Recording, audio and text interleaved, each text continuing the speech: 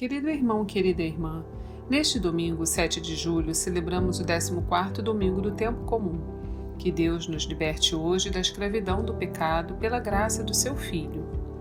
No evangelho desse domingo, escrito por São Marcos, Jesus é rejeitado em Nazaré, sua terra, por aqueles que conviveram com ele. Como profeta, nosso Senhor não foi aceito em sua pátria e nos chama a sair em missão, pois mesmo diante das maiores tribulações, nosso Deus segue sempre conosco. Se você deseja seguir a missão do Senhor, escute a seguir a homilia dominical realizada pelo nosso pároco Padre Antônio José. Se desejar, compartilhe com alguém querido. Você pode enviar uma palavra de esperança a um irmão perdido. Deus abençoe muito você e sua família, e um abraço dos seus irmãos da paróquia Nossa Senhora de Fátima, Rainha de Todos os Santos. Senhor esteja convosco. Ele está no meio de nós. Proclamação do Evangelho de Jesus Cristo, segundo Marcos. Glória a vós, Senhor. Naquele tempo, Jesus foi a Nazaré, sua terra, e seus discípulos o acompanharam. Quando chegou o sábado, começou a ensinar na sinagoga. Muitos que o escutavam ficavam admirados e diziam: de onde recebeu ele tudo isto? Como conseguiu tanta sabedoria? E esses grandes milagres que são realizados por suas mãos? Este homem não é o carpinteiro, filho de Maria e irmão de Tiago, de José, de Judas e de Simão? Suas irmãs não moram aqui conosco? E ficaram escandalizados por causa dele. Jesus lhes dizia: um profeta só não é estimado em sua pátria, entre seus parentes e familiares. E ali não pôde fazer milagre algum. Apenas curou alguns doentes impondo-lhes as mãos. E admirou-se com a falta de fé deles.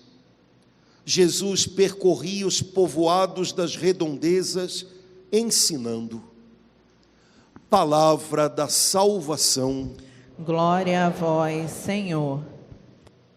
Irmãos queridos, o trechinho do Evangelho de hoje fala para a gente sobre o tanto das rejeições que Jesus sofreu enquanto caminhava sobre a terra.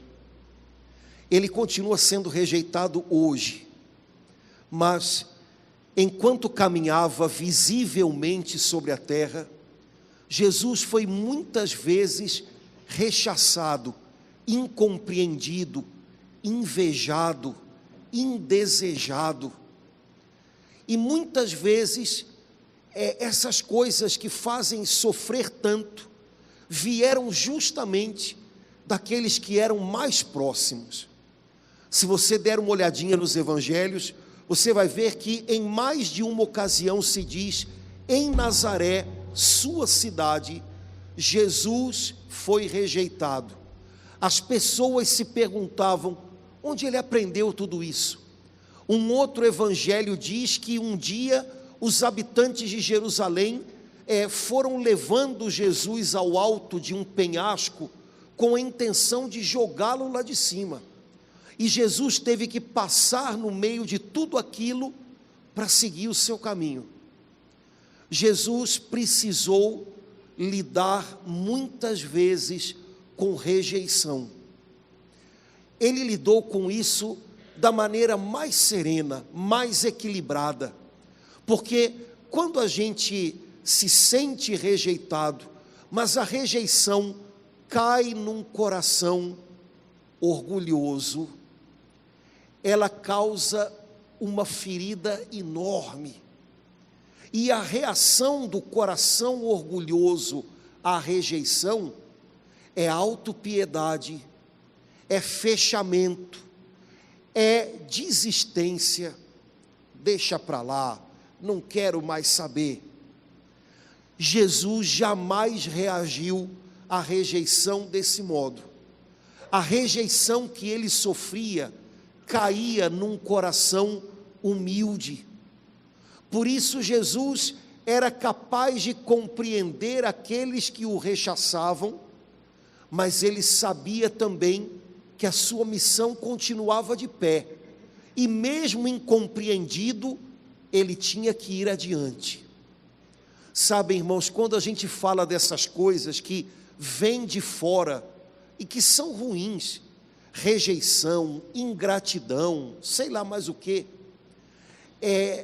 a gente precisa lembrar que essas coisas, quando caem no nosso coração do jeito que ele está, e é isso que faz toda a diferença.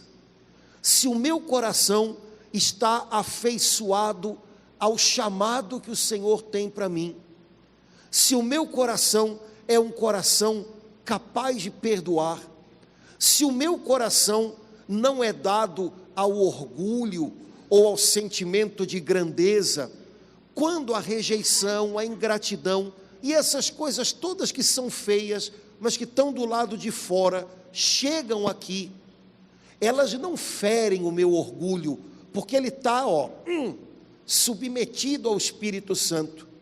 E então a minha reação à rejeição, à ingratidão e qualquer outra coisa que tenha esses nomes feios, vai ser uma reação serena. Dói, mas isso não quer dizer que eu vou jogar tudo para o alto, que eu vou me sentir a pessoa mais, sei lá, ferida do mundo. Não precisa ser assim. De vez em quando a gente tem que dar uma olhadinha para dentro, porque quando essas coisas que vêm de fora chegam, como elas são muito pesadas, é natural que a gente se sinta super ferido, mas a gente tem que se perguntar: eu estou tão ferido assim, por quê? Essa ingratidão, essa rejeição, mexeu em quê aqui dentro? Porque de repente a gente pode descobrir que a ferida está doendo tanto, não só porque o que foi feito doeu, mas porque foi feito a um coração que estava muito dominado pelo orgulho. Jesus não tinha um coração orgulhoso, ele passava pelas complicações das pessoas sem ser contaminado por elas. Mas hoje eu queria chamar a sua atenção para um outro lado dessa moeda, porque normalmente quando a gente ouve algum evangelho que fala sobre Jesus sendo rejeitado, ainda mais no evangelho de hoje, em que Jesus diz uma frase que a gente conhece bem: um profeta só não é bem aceito em sua terra, no meio dos seus familiares. A tendência da gente é logo se identificar com Jesus, o rejeitado. Ai, padre, lá em casa eu também passo por isso.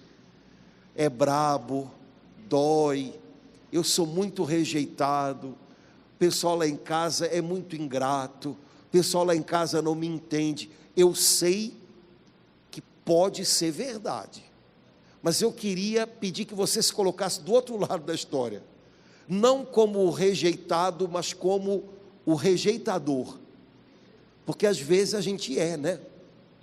Às vezes a gente não é Jesus chegando em Nazaré, às vezes a gente é Nazaré querendo jogar Jesus do penhasco, e a gente precisa dar uma olhadinha nisso. Será que ultimamente eu tenho sido capaz de perceber o valor das pessoas que Deus colocou ao meu lado e, valorizando-as, ajudá-las a crescer? Ou será que eu nunca vejo o valor que elas têm e, se vejo, fico incomodado com isso? Esse foi o problema da galera lá de Nazaré. Eles viram aquele Jesus que tinha crescido na cidade, dizendo coisas, fazendo coisas tão incríveis. Eles começaram admirados: uau, que milagres, que palavras, e terminaram invejando. Irmãos, nós podemos ser rejeitados, sem dúvida, mas o nosso coração não está em perigo enquanto nós somos rejeitados e a rejeição chega num coração que está colocando o orgulho ali, debaixo do controle do Espírito Santo. Nosso coração está em perigo quando nós somos rejeitados, mas o orgulho está graçando solto no nosso coração, porque a rejeição vai causar uma ferida, e todo mundo sabe que orgulho ferido é um negócio perigoso. Eu não estou em perigo quando os outros me rejeitam, quando os outros são ingratos. Eu estou em perigo quando diante disso eu reajo com amargura, pensando que então, quer saber de uma coisa, eu jogo vocês para lá, não contem mais comigo, e fico curtindo uma fossa, porque afinal de contas, eu sou a pessoa mais machucada dessa história. Vigie seu coração, nessa hora ele está em perigo. Agora, por outro lado, nós somos muitas vezes os rejeitadores, e lá em casa, com as pessoas que Deus colocou ao nosso lado, a gente às vezes não é capaz de perceber o valor que elas têm, o bem que elas podem nos fazer e nos fazem, e às vezes a gente até percebe esse valor, mas ao invés de se alegrar com ele, a gente se incomoda com ele. E aí você me diz, não. Olha, um dos pecados que menos frequentam o confessionário é inveja, e sem dúvida alguma é um dos mais comuns, porque a gente sempre pensa que inveja é um mal que ataca o vizinho, né? Quando na verdade, fala sério, né? A gente acha que a grama do vizinho é mais verde, a gente acha que o feijão do vizinho cheira mais gostoso, né? E um monte de gente fica correndo atrás dessas bobagens de oração para se livrar da inveja do outro. Faça uma oração para se livrar da sua. Eu garanto que essa vai ser muito mais importante, né? Irmãos, inveja é incomodar-se com o bem que há no outro, com o valor que há no outro. Qualquer um de nós pode ter. E sabe, existem pecados, vaidade, inveja, orgulho, prepotência, soberba, esses pecados mais, que eles dominam a gente enquanto a gente não dá nome para eles. Quando a gente descobre, chama pelo nome, pronto, parece que eles começam a cair. Então, quando você não dá nome para a inveja que você está sentindo, ela manda em você. E aí você deixa de estar num lugar, porque fulano vai estar. Enquanto você não dá nome para o orgulho, ele manda em você. E aí ele faz você se sentir, de fato, mais importante que os outros. Só do meu jeito está certo. Mas quando você chama de orgulho o orgulho, ele é quebrado. Sabe, esses pecados, eles crescem no escondimento. Eles crescem quando a gente não lida com eles de frente. Basta você chamá-los pelo nome, eles se quebram. Agora, será que eu lá em casa, ou lá no meu trabalho, ou aqui na igreja, será que com as pessoas que Deus colocou ao meu lado, eu estou sendo o rejeitador da história? Eu não tenho reconhecido o que tem de bom nessas pessoas? Eu não tenho aproveitado elas ao meu lado? Porque lá em Nazaré, o pessoal não conseguiu aproveitar a presença de Jesus. Imagina, a maior chance que eles tinham foi embora, passou pelos dedos, porque não reconhecendo o valor de Jesus, não aproveitaram a sua presença. Quando a gente não reconhece o valor que as pessoas têm para a gente, quando a gente não reconhece o bem que elas nos fazem, a gente passa tempo do lado delas e aquilo escapole. E aí aquela frase, eu era feliz e não sabia. Ou então, hoje eu vou falar porque as viúvas estão todas lá embaixo, então aquela frase, padre, ruim com ele, pior sem ele. Eu já ouvi esse negócio, né? Pois mas enquanto estava com ele, só reclamação, só problema, nada de perceber o valor que aquela pessoa tinha. Irmãos, será que na nossa Nazaré, lá na casa da gente, a gente está sendo rejeitador? A gente pode tentar mudar um pouquinho isso. A gente pode reconhecer um pouco mais o bem que as pessoas nos fazem e agradecer por isso, ser grato, ter um coração feliz, curti-las perto da gente e de vez em quando até dizer isso para elas. A gente pode aproveitar mais a presença uns dos outros quando a gente está junto. A Bíblia diz que em Nazaré, Jesus não pôde fazer muitos milagres. E eu acho que é uma frase importante da gente lembrar, porque não é que Jesus possa coisas num lugar e não possa coisas em outro. Jesus pode tudo em qualquer lugar. Agora, quando o assunto é milagre, existe aí um trabalho conjunto. Deus faz uma parte, mas para que um milagre aconteça, é preciso que haja um clima, um ambiente de fé para recebê-lo. E foi isso que não foi encontrado em Nazaré. Jesus estava lá, mas não havia ambiente de fé, não havia expectativa por algo novo, algo bom que viesse das mãos dele. Então os milagres não aconteceram. Irmãos, eu acho que é uma outra dica para a vida da gente. Deus pode tudo em todo lugar e em toda circunstância, mas existem coisas que Deus pode e que só vão se concretizar se Ele encontrar um ambiente de fé, um ambiente no qual de verdade a gente esteja esperando algo dEle. Se não há essa expectativa, se não há esse ambiente, existem coisas que Deus tem nas mãos, mas que a gente não vai receber, porque receber é a parte da gente, e as coisas de Deus a gente recebe pela fé. Se não há expectativa, se não há a certeza de que Deus vai fazer algo bom e que a gente deseja isso, nossa, há uns anos atrás eu li um livro em que o autor dizia assim: se no domingo de manhã nós fizéssemos uma pesquisa na entrada das nossas igrejas, perguntando às pessoas qual é a sua expectativa vindo à igreja hoje, nós íamos levar um susto, porque algumas pessoas diriam assim: expectativa? Nenhuma, não tenho nenhuma não. Qual é a sua expectativa? Hoje eu espero que o padre fale um pouquinho menos, né? Qual é a sua expectativa? Que não esteja calor. Eu estou com muito calor, eu vou para a igreja para terminar o meu soninho, tem um ar-condicionado lá, né? Qual é a sua expectativa? E esse autor dizia: olha, é incrível que muitas pessoas, todas as semanas, vão à presença de Deus sem nenhuma expectativa, sem esperar receber nada dEle, sem esperar ouvir nada dEle, como em Nazaré.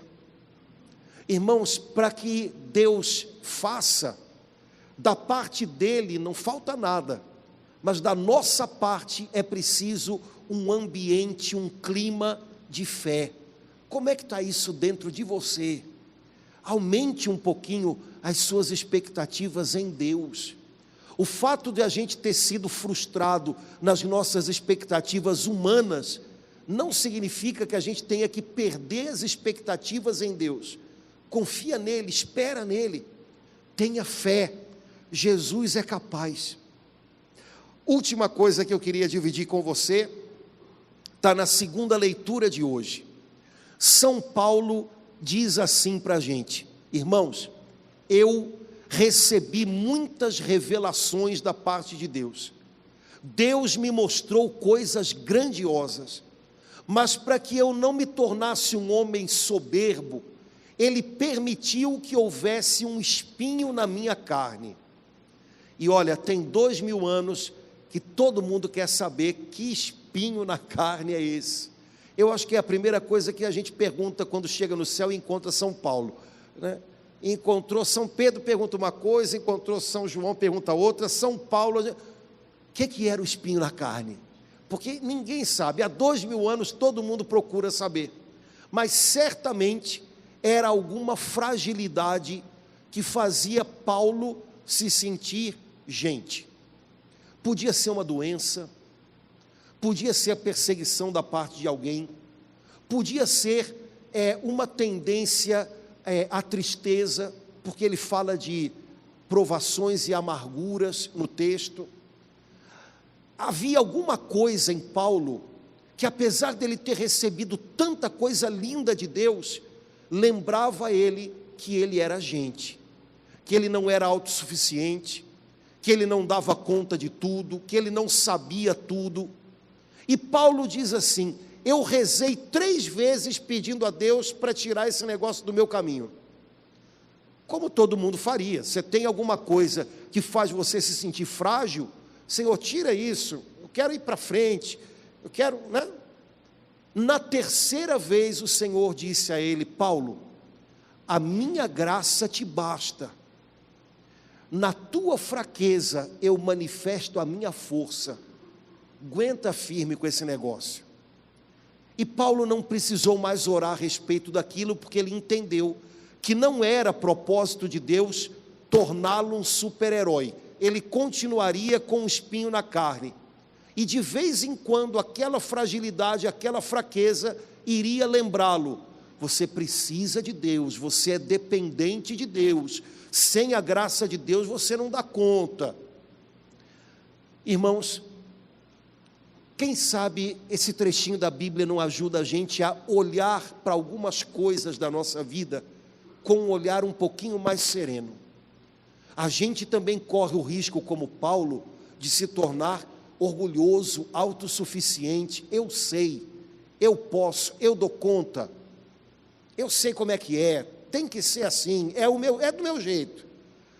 E pode ser que alguma fraqueza, alguma limitação que a vida traz, pode ser qualquer coisa, obrigue a gente a perceber: eu não dou conta não, agora eu não sei. Quando você tocar de perto a sua fragilidade, não fique chateado demais com ela. Lembre que talvez ela esteja mostrando a você o caminho que você deve fazer para buscar ajuda no Senhor. Nossas limitações, nossas fragilidades lembram para a gente que a gente é dependente de Deus, e sem a graça dele a gente não dá conta. Nossas fragilidades lembram para a gente que a gente não é autossuficiente, e que de vez em quando a gente precisa pedir ao Senhor e a quem está do nosso lado: você pode me ajudar um pouquinho? Sem isso, a gente poderia, mesmo sendo alguém cheio de revelações como Paulo, a gente poderia se tornar alguém soberbo, alguém que se imagina mais importante que os outros, e na nossa vida tudo começa a dar marcha ré no dia em que a gente começa a pensar que é importante. Porque nesse dia a gente começa a não contar tanto com Deus, a gente começa a olhar para as pessoas ao nosso lado de cima. Paulo precisava daquele espinho machucando ele, porque um espinho, quanto mais você mexe, mais machuca, né? Ele precisava daquele negócio ali para lembrá-lo: Paulo, deu muito, mas olha, você ainda precisa de ajuda, você não está pronto, de vez em quando você precisa pedir a alguém: você pode me ajudar? E sempre você depende da graça dele. Quem sabe essa semana, quando você se encontrar com as suas limitações, com alguma coisa que puxou o seu freio, com alguma situação da vida que mostrou que você ainda não está pronto, ao invés de ficar com raiva de tudo isso, quem sabe essa situação não pode lembrar a gente: opa, preciso buscar o Senhor, eu sou dependente dele. Senhor, nessa situação eu pensei em fazer do meu jeito, deu errado, perdão, me ensina o teu jeito, me ajuda. Senhor, nesse momento eu sozinho não dou conta, me ajuda a dizer para alguém perto de mim: você pode me dar uma mãozinha aqui? Me ensina a fazer isso. Senhor, eu não estou pronto, né? Eu pensei que já passava por essas coisas tranquilão, e de repente veio uma situação me botou de cabeça para baixo. Senhor, eu continuo precisando de Ti, dependendo de Ti, me recompõe, me refaz e me ajuda a recomeçar. Nossas fragilidades, nossos problemas nos lembram que a gente é gente e que a gente é dependente do Senhor. Na minha fraqueza, quando eu me sinto fraco, é que eu sou forte, porque aí eu sei que não conto comigo, eu conto com Ele. Eu tenho certeza que houve momentos na sua vida em que você estava achando que estava zerado, não tinha nem para você, e teve que dar conta de ajudar os outros, e teve que dar conta de segurar a peteca dos outros, e depois que você passou por aquilo, você pensou, meu Deus, como é que eu consegui isso? Agora você entendeu como é que você conseguiu aquilo. Na hora em que foi preciso, quando você se sentiu mais fraco, mas foi fiel ali onde Deus estava contando com você, Ele te deu forças. E as coisas mais preciosas que a gente pode fazer na vida, não são o resultado das nossas forças, são o resultado da força dEle agindo na gente. Essa semana, quando você se encontrar com qualquer tipo de fragilidade, que lembre para você que você não está no controle 100%, não fique angustiado com isso. É hora de correr para o Senhor, porque a gente depende dEle. Que o Espírito Santo ajude a gente a guardar essas palavras de hoje, do Evangelho, da leitura no coração. Monte de coisa importante para a gente, hein? Monte de coisa para nos libertar da nossa sensibilidade excessiva, que às vezes não é outra coisa senão orgulho ferido. Muita coisa para nos ensinar a não ter medo da nossa fragilidade. Nossa fraqueza não impede Deus de ser Deus, pelo contrário, Ele é mais forte quanto mais a gente depende dEle e sabe disso. Muita coisa importante para a gente viver uma vida de fé. E na medida em que a gente vive num ambiente de fé, criando um ambiente de fé, Jesus fica livre para fazer os seus milagres. Não perca a expectativa no Senhor, espere dEle, deseje algo que só Ele pode fazer na sua vida. Em Nazaré não aconteceram milagres por falta de fé, que não aconteça assim na nossa casa, na nossa Nazaré. Que a gente volte para casa hoje fazendo o papel não do rejeitador, mas do acolhedor, que aproveita as bênçãos que tem recebido, que dá valor àqueles que Deus colocou ao nosso lado, para que você possa viver um domingo legal, mesmo lá na casa da sogra, mesmo lá, que você viva um domingo legal, porque eu sei que o pessoal lá não é perfeito. Você estava esperando isso? Mas é o seu pessoal, afinal eles também aturam a gente, né? Eles são o nosso pessoal. Pois então, que a gente não seja o rejeitador em Nazaré, mas o acolhedor, que faz o ambiente ser um pouco mais leve, um ambiente onde as pessoas descobrem umas pelas outras que são preciosas, que são bênção de Deus nas suas vidas.